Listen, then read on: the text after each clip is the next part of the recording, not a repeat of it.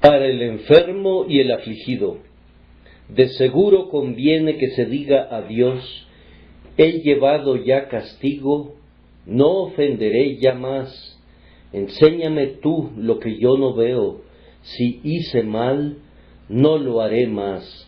Job 34, 31, 32. Nuestro lenguaje debe ser siempre el adecuado, aun cuando nos dirigimos simplemente a quienes nos rodean. Por eso Salomón representa al predicador buscando las palabras aceptables o las palabras necesarias para la ocasión. Cuando nos acercamos a quienes poseen una elevada autoridad, esta necesidad se vuelve imperiosa y por lo tanto los hombres que solicitan algo en las cortes de los príncipes son muy cuidadosos de utilizar el lenguaje preciso. Con mucha más razón, entonces, cuando hablamos ante el Señor, debemos considerar, como lo hace el texto, la conveniencia de nuestras palabras. En la presencia divina hay un lenguaje que nunca debe ser utilizado, y aun aquel lenguaje que es permitido debe ser sopesado y expresado con solemne humildad. Por esto Eliú hace bien en sugerir en el texto un lenguaje que conviene que se diga a Dios, que nuestros labios sean siempre resguardados por un centinela que vigila, para que no nos sea permitido expresar a través de ellos nada deshonroso para el Altísimo. En la presencia divina, y siempre estamos allí, nos corresponde establecer una doble guardia sobre cada palabra que sale de nuestra boca.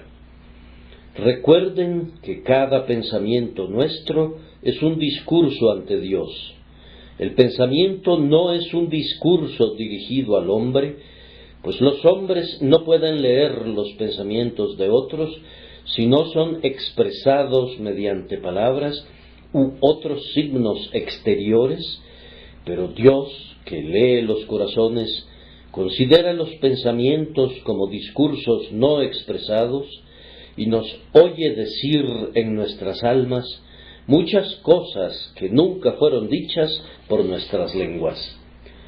Amados, hay pensamientos que no es conveniente que pensemos ante el Señor, y es recomendable que nosotros, especialmente los que nos encontramos afligidos, seamos sumamente cuidadosos de esos pensamientos, para que el Señor no nos escuche decir en nuestros corazones cosas que vayan a contristar su espíritu y lo provoquen a celos. Oh santos, puesto que cada vez que ustedes piensan, lo hacen en la inmediata presencia de su Padre Celestial, estén conscientes de cada uno de sus pensamientos, para que no pequen en las cámaras secretas de su ser y acusen a Dios insensatamente. Eliú nos dice que es necesario que pensemos y digamos: de seguro conviene que se diga a Dios: he llevado ya castigo, no ofenderé ya más. Enséñame tú lo que yo no veo, si hice mal, no lo haré más. En este sermón usaremos este texto en referencia a quienes están siendo disciplinados, y luego veremos si no hay una enseñanza en él para quienes no se están doliendo bajo la vara. En tercer lugar, encontraremos una palabra en nuestro texto para quienes no son hijos de Dios y por lo tanto no saben nada de la dolorosa vara de la corrección paternal. Tal vez también a ellos Dios les hable por medio de este texto, o que su Santo Espíritu se digne hacerlo. Pero primero, queridos amigos, comentemos este texto en su aplicación más natural, es decir, como dirigido a quien está afligido. La instrucción del sabio es especialmente para ellos, y encontramos aquí 3 deberes que son prescritos para esas personas, o más bien 3 privilegios que son sugeridos, por lo que deben orar al Espíritu Santo para que les capacite para disfrutarlos. La primera lección es necesario que ellos acepten la aflicción que el Señor les envía y que le digan a Dios: he llevado ya castigo. Notemos que la palabra castigo no se encuentra en el original hebreo, aunque el hebreo no podría ser interpretado adecuadamente si no se le agregara esa palabra. Puede ser exacta y literalmente traducida como yo llevo o he llevado. Es el corazón de carne que le dice a Dios: yo llevo lo que tú quieres que lleve, lo he llevado, todavía lo llevo y lo llevaré, lo que tú quieras ordenar que yo lleve. Me someto enteramente a ti y acepto la carga que tú quieras poner sobre mis hombros. Ahora debemos hacer esto, queridos amigos, y lo haremos si tenemos el corazón dispuesto. Nos debemos someter alegremente, porque ninguna aflicción que suframos ha venido por casualidad.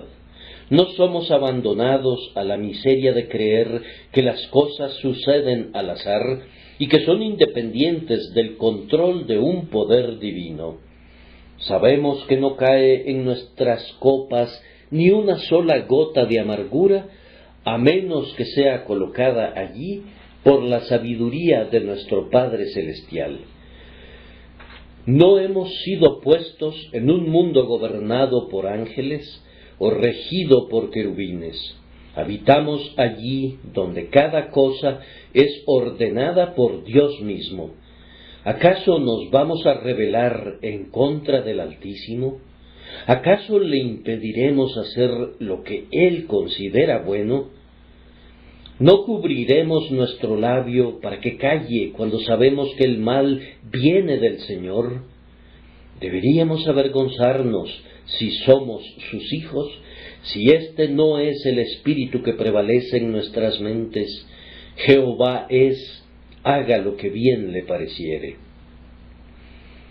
Más aún, no sólo debemos llevar todas las cosas porque el Señor las ha ordenado, sino porque Él ordena todas las cosas de conformidad a un propósito sabio, amable y beneficioso. Él no aflige arbitrariamente, no se deleita en los sufrimientos de sus hijos. Siempre que viene la adversidad es con un propósito, y si un propósito de Dios debe cumplirse por mi sufrimiento, ¿desearía yo escapar de él? Si Él es glorificado por ese medio, ¿no anhelaré yo el honor de ser el agente de su gloria, aunque sea aguantando pasivamente y soportando en angustia? Sí, amados, puesto que sabemos que Dios puede afligir a sus criaturas regeneradas sólo con algún propósito de amor, debemos aceptar voluntariamente cualquier dolor que Él quiera colocar sobre nosotros. Y además, tenemos su garantía de que todas las cosas nos ayudan a bien. Nuestras pruebas no son enviadas simplemente con un buen fin, sino con un buen fin para nosotros mismos, un propósito que está siendo cumplido por cada ramita de la vara de nuestro Padre Celestial. La copa que nuestro Padre nos ha dado, ¿no la beberemos? Es medicina que sana y no un veneno mortal. Por lo tanto, llevémosla a nuestros labios sin murmurar, ay, bebámosla hasta el fondo y digamos, no sea como yo quiero, sino como tú. Un sometimiento constante a la voluntad divina debe ser exactamente la atmósfera en la que viva un cristiano. Debe dar una negativa sincera a su propia voluntad, exclamando, no mi voluntad. Luego debe suplicar al Señor con una calidez santa, que ejecute su propósito diciendo que se haga la voluntad del Señor. Debe entregar todo el vigor de su alma a la voluntad del Señor y mostrar algo más que sumisión, es decir, una aceptación devota a todo lo que el Señor determine. Queridos amigos, no debemos quedarnos contentos con llevar lo que el Señor nos envía con la frialdad que dice, así debe ser, y por tanto debo resignarme. Esa sumisión forzada está muy por debajo de la gracia de un cristiano, pues muchos paganos la han alcanzado. El estoico impasible aceptaba lo que le otorgaba la predestinación, y el musulmán todavía hace lo mismo. Debemos ir más allá de una sumisión insensible. No debemos endurecer tanto nuestros corazones ante la aflicción como para no ser afectados por ella. Esa disciplina que no logre que nos dolamos ha fracasado en su propósito. Los azotes que hieren, dice Salomón, son medicina para el malo. Y si no hay verdaderos azotes que hieren, si sólo se trata de un rasguño superficial, no será muy buena medicina. Ahora, por un poco de tiempo, si es necesario, tengáis que ser afligidos, dice el apóstol, en diversas pruebas, y no sólo la prueba, sino el abatimiento que se deriva de ella, son necesarios para nosotros. Dios no quiere que sus hijos se conviertan como el buey o el asno, que presentan una piel dura a los golpes, sino que quiere que seamos tiernos y sensibles. ¿Existe algo así como el desprecio de la disciplina del Señor, mediante una actitud desafiante que parece retar al Señor para que saque una lágrima o arranque un suspiro de nosotros? Estemos en guardia para no caer en eso. Por otro lado, tampoco debemos recibir la aflicción con un espíritu rebelde. Dura cosa nos es dar coces contra el aguijón, como el buey que cuando es pullado se pone irritado y da coces y se entierra el hierro más profundamente de lo que hubiera penetrado al principio. Nosotros podemos hacer esto fácilmente al quejarnos que Dios es demasiado severo con nosotros. En este espíritu podemos tomar las armas en contra de un mar de problemas, pero no vamos a acabar con ellos oponiéndonos a ellos, sino que incrementaremos su furia. Mediante un orgulloso espíritu murmurador, sólo atraemos sobre nosotros prueba tras prueba. Dios resiste a los soberbios, y un espíritu elevado reta su propia oposición. Tampoco, queridos amigos, como creyentes en Dios, debemos desesperar en medio de los problemas, pues eso no es llevar la cruz, sino más bien sería acostarnos bajo ella. Nosotros debemos levantar la carga que nos ha sido asignada y llevarla, y no sentarnos con un mal humor malvado y murmurar que ya no podemos hacer más. Algunos tienen una mente perversa y sus espíritus taciturnos dicen entre dientes que si Dios es tan severo con ellos, entonces deben someterse, pero que han perdido todo ánimo y toda fe, y lo único que piden es licencia para morir. Un hijo de Dios no debe quejarse. Todavía no ha resistido hasta la sangre, combatiendo contra el pecado, y si hubiera resistido, aún así debería decir: he aquí, aunque él me matare, en él esperaré, puesto que Jesús, el varón de dolores, nunca murmuró, no es bueno que ninguno de sus seguidores lo haga. Debemos controlar nuestras almas en paciencia. Tal vez ustedes piensen que es más fácil decirlo que hacerlo. Y sin embargo, por la gracia todopoderosa, un santo puede soportar hasta el límite que se pueda soportar, sufrir hasta el límite que se pueda sufrir, perder hasta el máximo que se pueda perder, y hasta puede morir la peor muerte cada día, y sin embargo triunfar por medio de la vida divina, pues Dios, que obra en nosotros tanto el querer como el hacer, es todopoderoso y hace fuerte a nuestra debilidad. Entonces el cristiano no debe tratar la cruz que Dios ha puesto sobre él de ninguna de las maneras que he descrito, sino que debe aceptarla humildemente, mirando hacia Dios y diciendo: yo considero que podría recibir cosas peores como tu hijo, pues la disciplina de tu casa requiere la vara, y muy bien puedo esperar ser castigado cada mañana. El Hijo de Dios debe sentir que es en verdadera fidelidad que el Señor lo aflige y que cada golpe conlleva amor. Cualquier cosa por encima del más bajo abismo del infierno es una grandiosa misericordia para nosotros.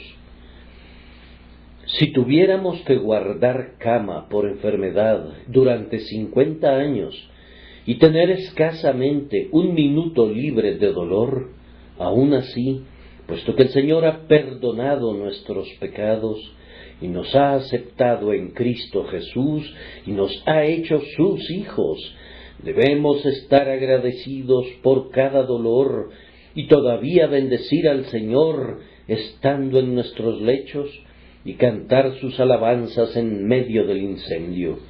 Por tanto, humildemente, como pecadores que merecemos la ira divina, estamos obligados a aceptar la disciplina del Señor. Debemos recibir el castigo con mansa sumisión, presentándonos a Dios para que Él haga todavía con nosotros conforme a sus tratos con nosotros, no deseando desviarnos a mano derecha ni a mano izquierda, pidiéndole, si es su voluntad, que quite la carga, que sane el dolor, que nos libre del luto y cosas semejantes, pero aún así, siempre dejando un amplio margen para la total resignación de espíritu. El oro no debe rebelarse en contra del orfebre, pero debe ceder de inmediato para que sea colocado en el crisol y arrojado al fuego. El trigo, cuando va a ser trillado, no debe tener una voluntad propia, sino tiene que estar anuente a soportar los golpes del desgranador para que la broza pueda ser separada del precioso grano. Nosotros no estamos muy lejos de ser purgados de la escoria y limpiados de la broza cuando estamos perfectamente dispuestos a sufrir cualquier proceso que quiera asignarnos la divina sabiduría. El yo y el pecado están casados y nunca se van a divorciar, y hasta que nuestro yo sea aplastado, la semilla del pecado tendrá abundante vitalidad en ella, pero cuando ya no vivo yo, mas vive Cristo en mí, entonces nos hemos acercado a ese objetivo al que Dios nos ha llamado y al que nos está guiando por su Espíritu. Pero debemos ir más lejos, debemos aceptar el castigo alegremente. Es una dura lección, pero es una lección que el Consolador es capaz de enseñarnos. Estar contentos con que Dios haga lo que quiera. ¿Saben lo que es estar muy contentos de hacer lo que no queremos hacer algunas veces? Quiero decir que no hubieran querido hacer eso, pero se dan cuenta que eso agrada a alguien que aman y de inmediato la fastidiosa tarea se vuelve un placer. ¿No han sentido algunas veces Cuando alguien que ustedes estiman mucho está enfermo o indispuesto, que a ustedes les daría gusto soportar ese dolor, al menos por un día o dos, para así poder dar un pequeño descanso a la persona que sufre.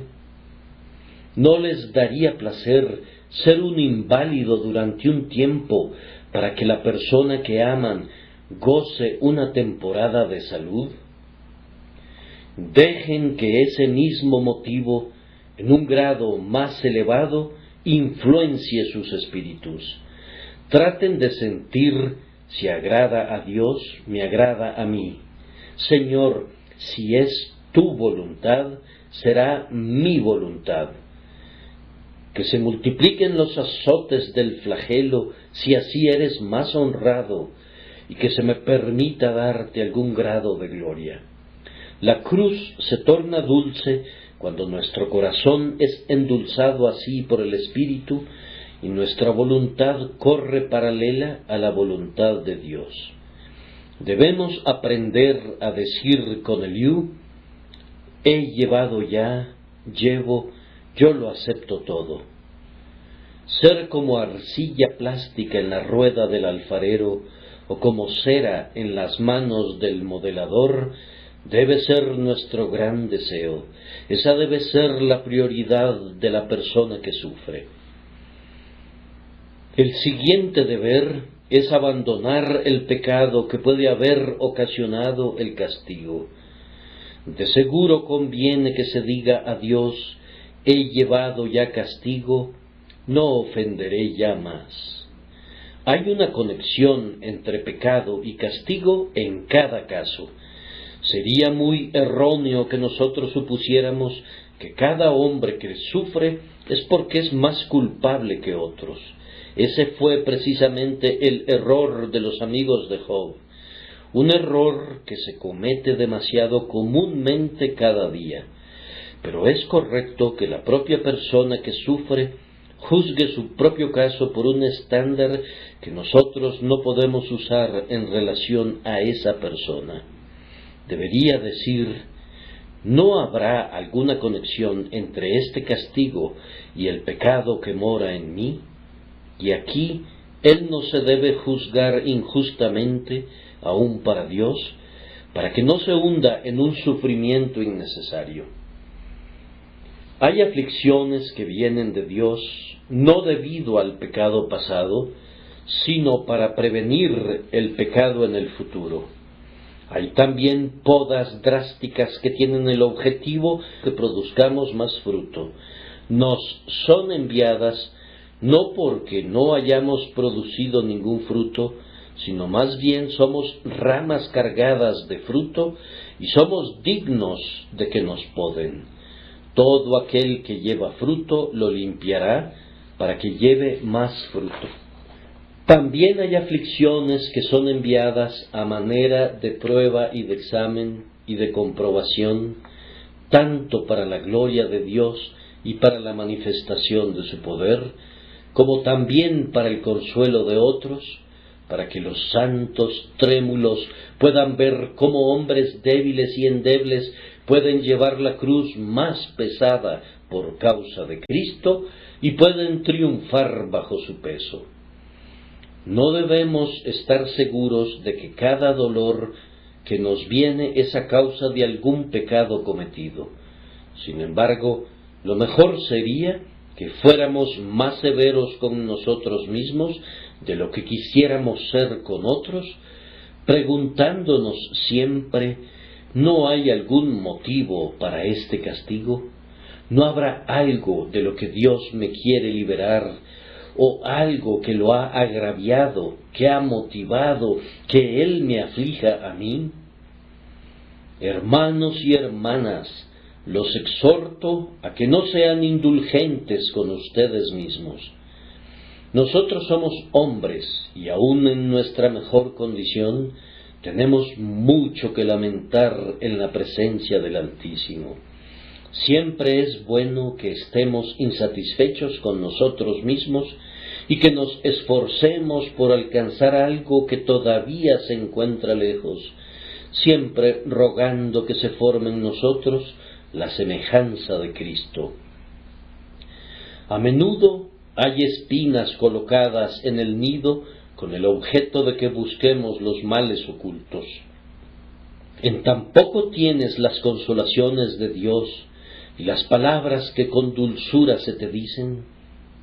¿Ha habido una derrota en Jai? ¿No habrá un Acán en el campamento? ¿No ha escondido un traidor un precioso manto babilónico y un lingote de oro? ¿Acaso la prueba no sugiere que puede haber algo fuera de lugar? Amados, me pido y les pido que miren ahora no sólo su carácter exterior, sino su vida más privada y su caminar ante Dios, y que vean si hay alguna falla. ¿Hay problemas en la familia? ¿Has actuado siempre con tus hijos y con tus sirvientes como debías haberlo hecho, como un jefe y como un padre? Pregúntense. El hijo te preocupa. Buena madre, ¿has orado siempre por tu hijo como debiste haberlo hecho? ¿No será que la conducta de tu hijo para contigo es un buen reflejo de tu propia conducta hacia tu Padre Celestial? Yo no menciono todo esto para incrementar tu aflicción, sino para que puedas poner tu dedo en el mal que provoca al Señor Dios y lo puedas desterrar. ¿Ha habido pérdidas en el negocio? ¿Estás seguro, hermano, que cuando tú estás haciendo dinero siempre lo has usado para Dios como debías? ¿Has sido un buen mayordomo? ¿Le diste al Señor lo que le correspondía y el diezmo sagrado de todo lo que recibías? ¿O no será que has sido demasiado egoísta y no será esa la causa que te ha llevado de la riqueza a una comparativa pobreza? ¿Es así? ¿Azota a tu cuerpo la aflicción? Entonces, ¿no será que tus hábitos son los indebidos? ¿Ha predominado la carne sobre el espíritu? ¿Ha habido una falla en la consagración completa de la vasija al Señor? ¿La prueba se da en una persona amada? Puede ser que no estén conscientes de algo malo allí, pero de todas formas, miren, queridos amigos, escudriñen toda su conducta como los espías reconocieron antiguamente la tierra de Canaán. Si tu pecado es deslumbrante, hay poca necesidad de castigo para hacértelo ver, pues tú debes verlo sin necesidad de eso. Pero puede haber un pecado secreto entre tú y tu Señor, por el cual Él te ha enviado castigo. Después de esto debe sonar la alarma. Tú sabes que no quiero decir que el Señor te está castigando por el pecado como un juez castiga a un criminal, pues Él no hará eso. Debido a que Él ha puesto el castigo del pecado sobre Cristo, y Cristo lo ha llevado como un asunto de la justicia punitiva, Él, como un padre, castiga a su Hijo, pero nunca sin causa. Los exhorto a que vean si no habrá por ahí alguna causa para la dolorosa disciplina presente. Nunca caigan en el error de algunos que suponen que el pecado en los hijos de Dios es algo sin importancia. Pues bien, si hay algún lugar donde el pecado es horrible, es en un hijo de Dios. Por eso el texto dice, no ofenderé ya más. El pecado es algo ofensivo para Dios. Él no puede soportarlo. A mí me desagradaría ver la mancha de alguna plaga en la cara de alguien, pero yo temblaría más que nada si viera manchas por toda la cara de mi propio hijo. El pecado es más visible en un buen hombre que en cualquier otro. Yo puedo dejar caer una gota de tinta en un pañuelo negro y no se verá, pero en un pañuelo blanco se puede percibir directamente y resalta más debido a la blancura de la tela que ha sido manchada. Tú, Hijo de Dios, debes saber que precisamente en la proporción que eres santificado, en la medida que vives cerca de Dios, tu pecado será más atroz para el Altísimo. Es gloriosamente terrible vivir cerca de Dios. Me pregunto si me entienden todos ustedes. Caminar con un monarca como un cortesano favorito es un asunto muy delicado. Los favoritos tienen que cuidar sus pasos, pues aunque estén cerca de un rey, ellos saben muy bien cuán pronto pueden caer de su elevada posición. Nosotros servimos a un Dios celoso. Esta es una pregunta maravillosa. ¿Quién de nosotros morará con el fuego consumidor? ¿Quién de nosotros habitará con las llamas eternas? Dios es ese fuego consumidor. Dios es las llamas eternas. ¿Quién de nosotros morará con Él? La respuesta es: el limpio de manos y puro de corazón, éste habitará en las alturas. Fortaleza de rocas será su lugar de refugio. Pero es sólo el hombre que es muy celoso de sí mismo el que podrá soportar esa fiera luz que circunda el trono de Dios, esa llama devoradora que es Dios mismo, como dijo el apóstol: nuestro Dios es fuego consumidor. La esposa de César no sólo tenía que ser sin mancha, sino que tenía que estar por encima de cualquier sospecha, y así debe ser el carácter del Hijo de Dios, quien, como Moisés, vive en el círculo interior, que está en la cima de la montaña, que sabe lo que significan los picos del Sinaí y lo que es estar en comunión con el Altísimo durante 40 días.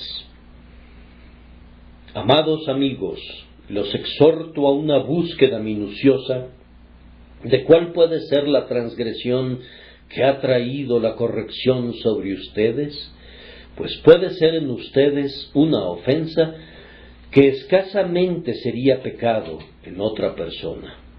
Otra persona puede caer en la misma falta que tú, como un pecado de ignorancia, pero por tu conocimiento el pecado es más negro en ti. El Señor será santificado en quienes se acercan a Él, y ay de ellos si se manchan.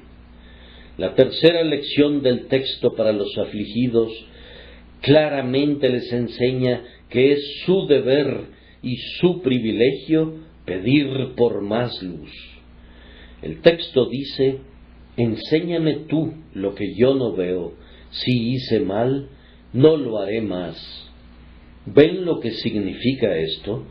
Se trata del Hijo de Dios, despierto y que busca el pecado indicado por el castigo, y puesto que él no puede ver todo el mal que pueda haber en él, se vuelve a Dios con esta oración: enséñame tú lo que yo no veo. Amados amigos, puede ser que al examinar su vida pasada y al escudriñar su corazón, no vean su pecado, porque tal vez está donde menos sospechan. Ustedes han estado buscando en otra área. Su propia opinión es que son débiles en un punto, pero posiblemente ustedes son más débiles en la dirección opuesta. En ninguna otra cosa los hombres cometen más errores que en lo concerniente a su propio carácter. He sabido que un hermano confiesa que es deficiente en firmeza cuando, en mi opinión, era obstinado como el que más. Otro hombre ha dicho que siempre necesita serenidad, y sin embargo, yo pensaba que si yo necesitaba llenar un pozo con hielo, solo tenía que colocar a ese hombre en el pozo. Las personas no se juzgan adecuadamente a sí mismas. Personas que no sienten dicen que son demasiado sensibles, y personas egoístas se imaginan víctimas por el bien de otros. Así que puede ser que ustedes han estado buscando el pecado en un área cuando su falla se encuentra en el punto opuesto del cuadrante. Oren entonces diciendo: examíname, oh Dios, y conoce mi corazón, pruébame y enséñame tú lo que yo no veo. Recuerden, hermanos, que nuestros peores pecados pueden esconderse tras nuestras cosas más santas. Oh, cómo se esconden estos males, no bajo las zarzas ni las ortigas del estercolero, sino tras los lirios y las rosas del jardín. Ellos se esconden en las copas de las flores. Ellos no revolotean en nuestras almas como diablos con alas de dragón, más bien vuelan como ángeles de luz, con alas pintadas con los colores del arco iris. Vienen como ovejas que parecen estar muy gordas, pero son lobos con piel de ovejas. Estén en guardia, entonces, muy cuidadosamente contra los pecados de sus cosas santas. En nuestras cosas santas estamos más cerca de Dios que en cualquier otro momento, y es por eso que cualquier contaminación nos trae más rápidamente el golpe de la vara de nuestro Padre Celestial. Tal vez su pecado está escondido bajo algo muy querido para ustedes. Jacob realizó una intensa búsqueda de las imágenes, los terafines que Labán adoraba. No los pudo encontrar. No, él no quería turbar a Raquel, y tampoco Labán quería turbarla. Una esposa favorita no debe ser molestada, como tampoco una hija. Ella pudo sentarse tranquila en la albarda del camello, pero escondió las imágenes allí. De la misma manera, ustedes no quieren explorar en ciertas áreas de su naturaleza. Es un tema muy delicado. Algo que les molesta mucho, si alguien lo sugiere siquiera, es precisamente allí donde el pecado se encuentra alojado. Hermanos y hermanas míos, seamos honestos con el Señor. Debemos realmente desear saber dónde estamos mal y anhelar de todo corazón ser corregidos. ¿Creen ustedes que todos nosotros honestamente queremos conocer nuestros errores? ¿Acaso no hay capítulos de la Biblia que no nos gusta leer? Si los hay, si cualquier texto tiene una contienda con ustedes, contiendan con ustedes mismos, pero sométanse completamente a la palabra de Dios. ¿Hay alguna doctrina que ustedes casi creen que es verdad, pero sus amigos no creen en ella, y podrían pensar que ustedes son herejes si la aceptan, y por lo tanto no se atreven a investigarla más profundamente? Oh, queridos amigos, abandonemos tal deshonestidad. Tanto de eso se ha infiltrado en la Iglesia que muchas personas no ven cosas que son muy obvias. No quieren ver, pues la verdad les podría costar muy caro. Ellos cubren y esconden algunas porciones de la Escritura que podrían ser difíciles para ellos a causa de su relación con una iglesia o su posición en cierto círculo. Esto es odioso, y no nos debería sorprender si Dios castiga al hombre que permite ser arrastrado a esto. Sé honesto, hermano, no puedes engañar a Dios, no lo intentes. Pídele que te escudriñe de manera completa, que el deseo de ustedes sea que el fuego que refina recorra mi corazón con una llama poderosa que consuma todo lo que sea mentira, lo que no sea santo, lo que sea egoísta, mundano, para que yo sea consagrado totalmente al Señor mi Dios. Esta es la manera correcta de tratar nuestros castigos. Si hice mal, no lo haré más. Enséñame tú lo que yo no veo. Ay, dirá alguien, nosotros no podemos decir que no haremos más mal.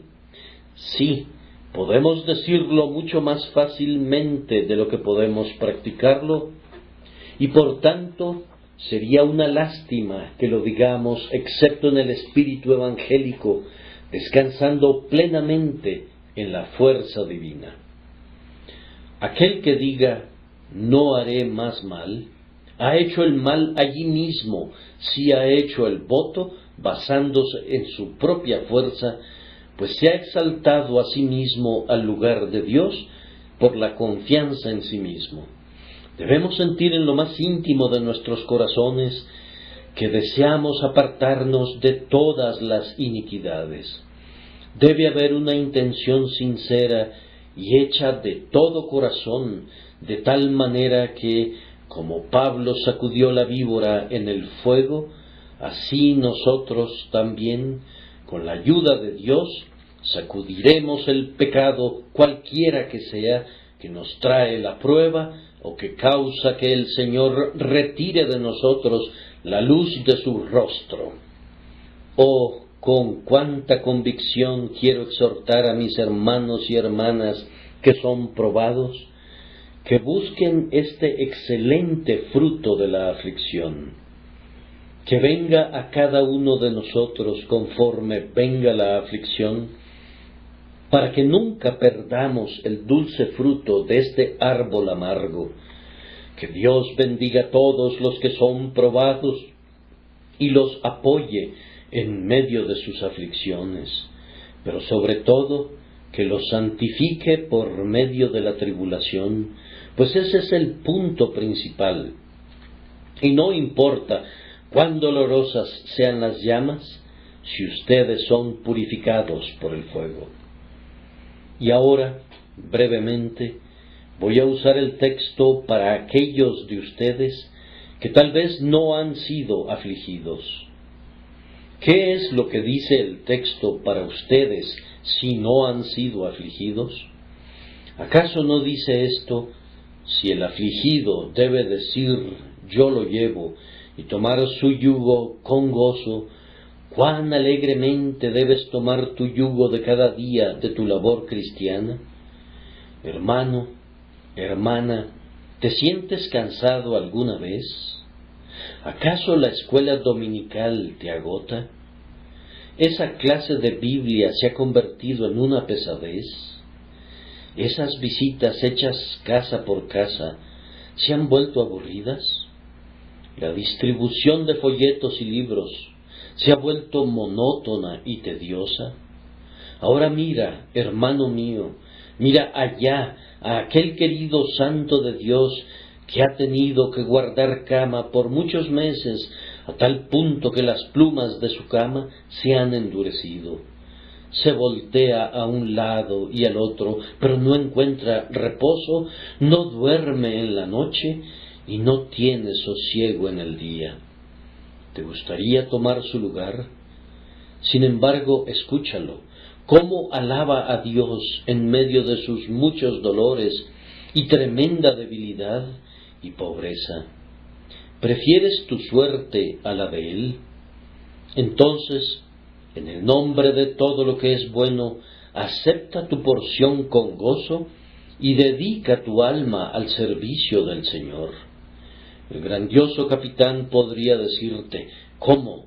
¿Estás cansado de la marcha? Te enviaré de regreso a las trincheras y te quedarás allí hasta que sientas que tu corazón está enfermo por tu inactividad. ¿Cómo? ¿Estás cansado de pelear? Serás trasladado al hospital con los huesos rotos y estarás acostado y languideciendo, y a ver qué piensas entonces de tu inactividad forzada. Si tengo algún mensaje que dar desde mi propia cama de enfermo, sería este: si no quieren estar llenos de pesadumbre, Cuando sean obligados a guardar cama, trabajen mientras puedan. Si desean que su cama de enfermos sea tan suave como sea posible, no la llenen con la reflexión lamentable que desperdiciaron su tiempo cuando estaban sanos y tenían fortaleza. La gente me decía hace años: usted va a acabar con su salud al predicar 10 veces a la semana y cosas parecidas. Bien, si lo he logrado, me alegro. Haría lo mismo otra vez. Si tuviera 50 cuerpos, me gozaría en acabarlos al servicio del Señor Jesucristo. Ustedes, jóvenes que son fuertes, dominen al malvado y peleen por el Señor mientras puedan. Nunca van a lamentar haber hecho todo lo que está en ustedes por nuestro bendito Dios y Señor. Hagan lo más que puedan cada día y no pospongan ningún trabajo para el día siguiente. Todo lo que te viniere a la mano para hacer, hazlo según tus fuerzas. Todavía tenemos otra observación para quienes son fuertes. Los favores de Dios no deberían llevarnos a escudriñar nuestros pecados. El castigo actúa como dedo negro que señala nuestras fallas. ¿No debería el amor de Dios hacer lo mismo con su mano deslumbrante de joyas? Señor, tú me das buena salud. Señor, tú preservas a mi esposa y a mis hijos. Me das riqueza para vivir y ahorrar. Entonces, Señor, ¿hay algo en mí que no te agrade? ¿Guardo algo en mi alma que pueda vejar tu espíritu? Que tu amor me guíe para que pueda escapar de estos males. Este es un texto muy dulce. No seáis como el caballo o como el mulo sin entendimiento, que han de ser sujetados con cabestro y con freno, porque si no, no se acercan a ti. Tu hijo solo necesita una breve mirada y corre hacia ti, pero tu caballo o tu mulo no harán eso. Necesitas poner un freno en sus bocas, y algunos necesitan frenos especialmente duros, y hay que lograr que sus bocas se vuelvan dóciles para que puedan ser guiados. Ustedes son hombres, por tanto no sean como las bestias. Sin embargo, algunos de los propios hijos de Dios son muy brutos, no quieren obedecer sus palabras, y así su Dios tiene que darles golpes, pues Él quiere que sus hijos le obedezcan. Si quieren ser atraídos con cuerdas de amor, lo serán, pero si no quieren, serán llevados con la vara. Si ustedes se convierten en caballos o mulos, Él los tratará como caballos y mulos, o tendrán razón para pensar eso.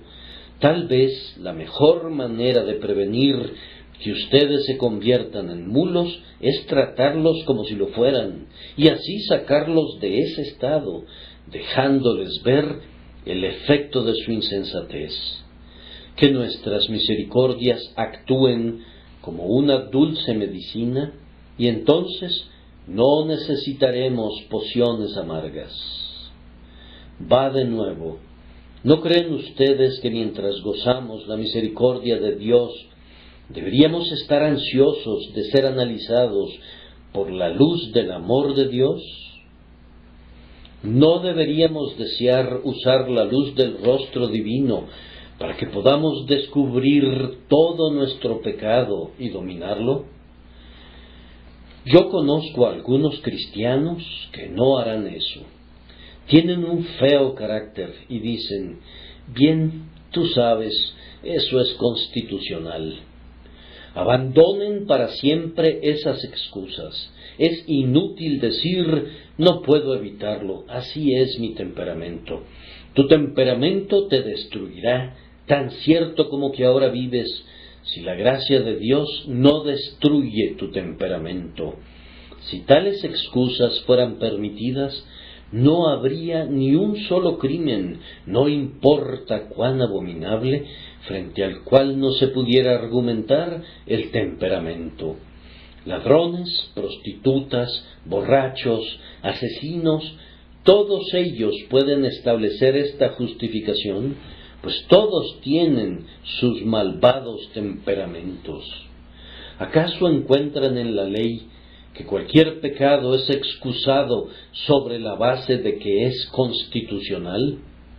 ¿Encuentras algo en el ejemplo de Cristo o en los preceptos del Evangelio que justifiquen que un hombre diga: debo ser tratado con indulgencia, pues mi naturaleza está tan inclinada a cierto pecado que no puedo evitar rendirme a él?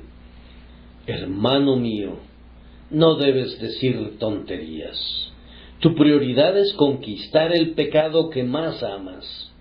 Dirige todos tus esfuerzos contra él y recibirás gracia en la medida de tus esfuerzos. Jericó debe ser sitiada primero, pues es el principal fuerte del enemigo, y mientras no pueda ser tomada, no puede hacerse nada.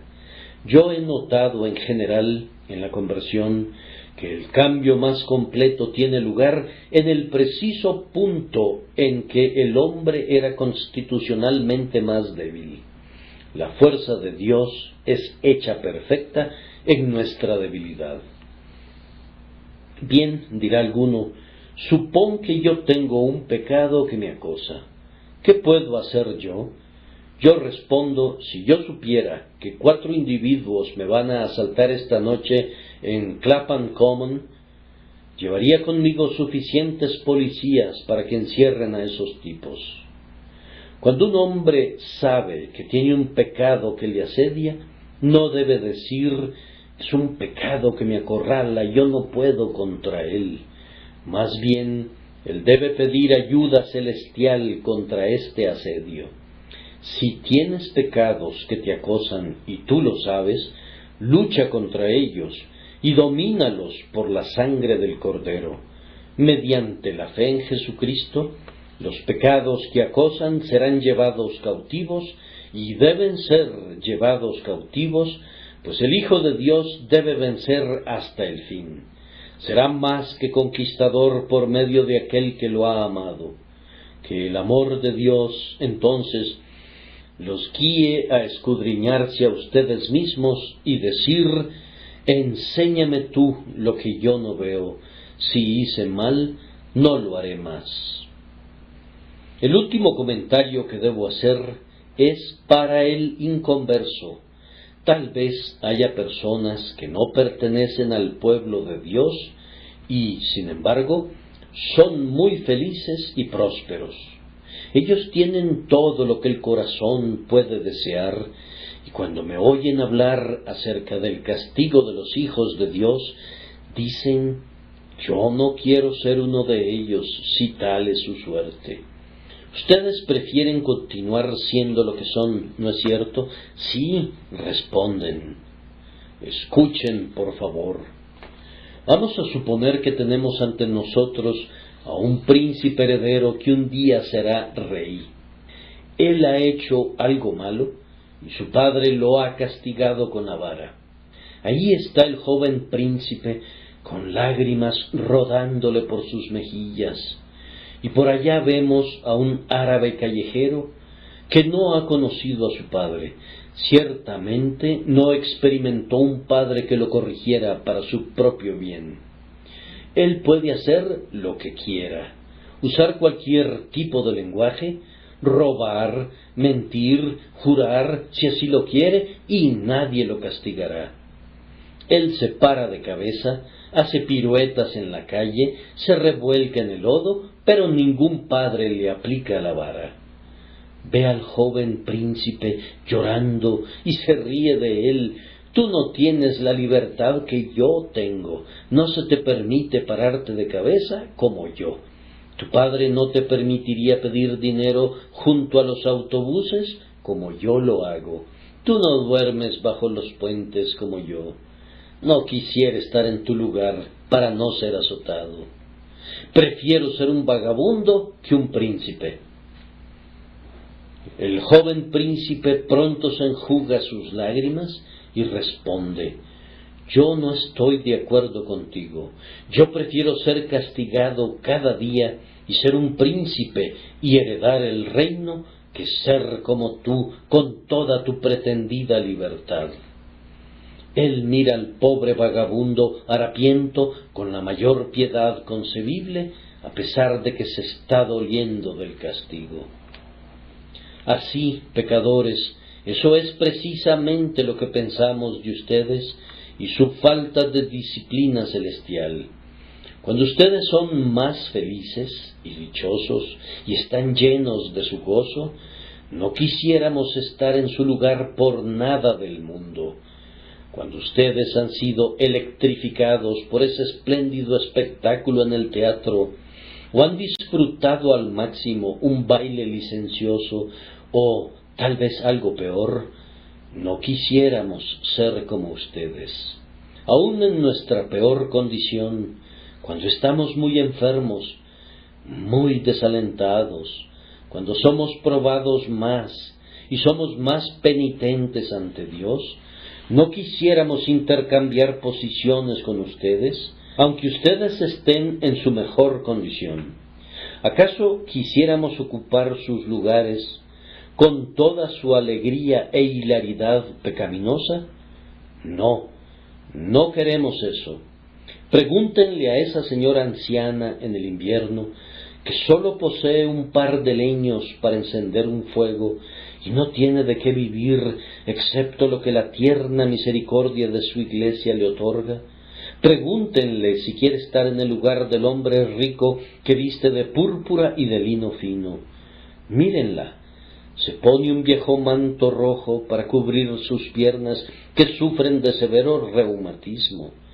Su alacena está vacía. Su pobre marido descansa en el cementerio y no tiene ningún hijo que venga a visitarla. Ah, allí está. Ustedes podrán decir: ella es un objeto miserable. Y aquí vemos a un joven caballero con sus botas de montar que regresa a casa de una cacería. Se para frente a ella. Podría decirle, con todas sus múltiples posesiones y sus vastas tierras: tú quisieras estar en mi lugar, madre, ¿no es cierto? Ella conoce su carácter y sabe que no ama a Dios y que no tiene unión con Cristo, y por tanto responde que estar en tu lugar, no quisiera estar en tu lugar ni siquiera por 1000 mundos.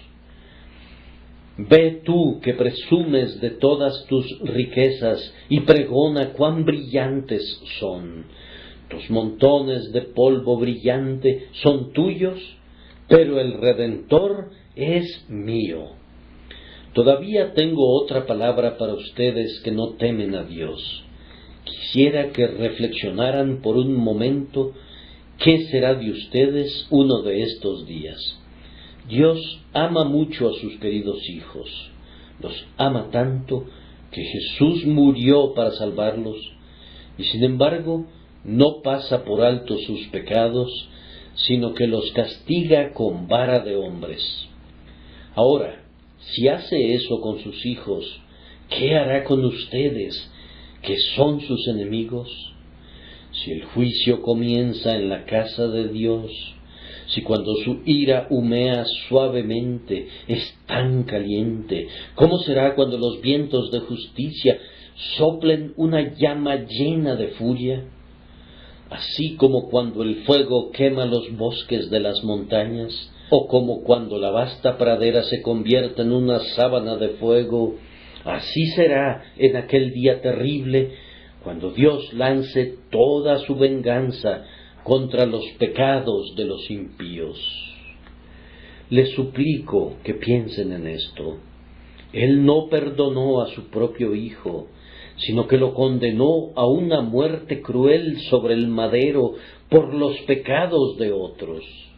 ¿Acaso perdonará a sus enemigos? ¿Creen ustedes que se han rebelado en contra suya y han rechazado su misericordia cuando los visite por sus propios pecados personales? Entended ahora esto, los que os olvidáis de Dios, no sea que os despedace y no haya quien os libre. Un pensamiento más, pues no puedo enviarlos a casa con esa terrible advertencia y sin ningún aliento del Evangelio. Aprendan una lección de los hijos del Señor. Cuando sus hijos son castigados, ellos se someten, y cuando se someten, obtienen la paz. Pecador, te suplico, aprende sabiduría, y si has tenido problemas recientemente, si has tenido pruebas de Dios, sométete a Él, sométete a Él. El viejo Master Quarles presenta un cuadro original de un hombre que está golpeando a un enemigo con un desgranador.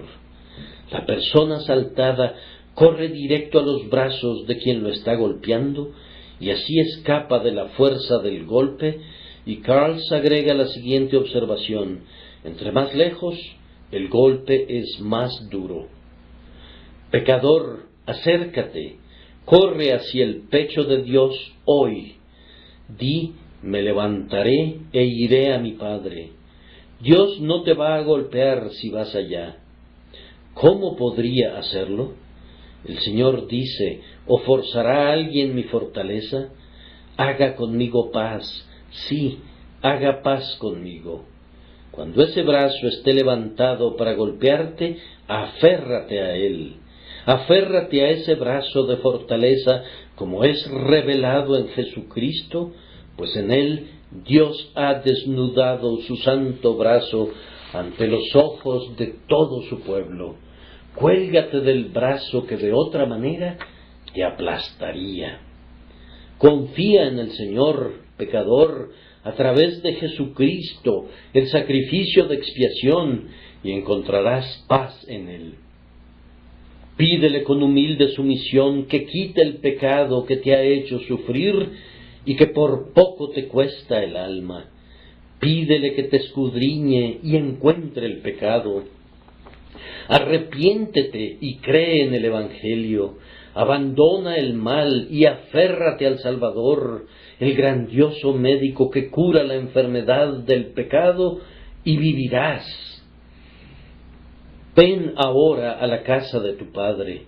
Esos harapos, ese estómago hambriento, esos cerdos y platos sucios, esos ciudadanos que no te quisieron ayudar, el más blando de todos los ciudadanos cuya sola bondad consistió en degradarte aún más de lo que estabas, todo esto te fue enviado para traerte de regreso a casa. Créelo, alma, y di, me levantaré e iré a mi Padre y le diré, Padre, he pecado contra el cielo y contra ti. Y mientras estás diciendo eso, tendrás el beso de su amor, el abrazo de su afecto, el manto de su justicia y el becerro engordado de alimento espiritual, y habrá gozo en lo concerniente a ti, tanto en la tierra como en el cielo. Que el Señor los bendiga, por Jesucristo nuestro Señor. Amén.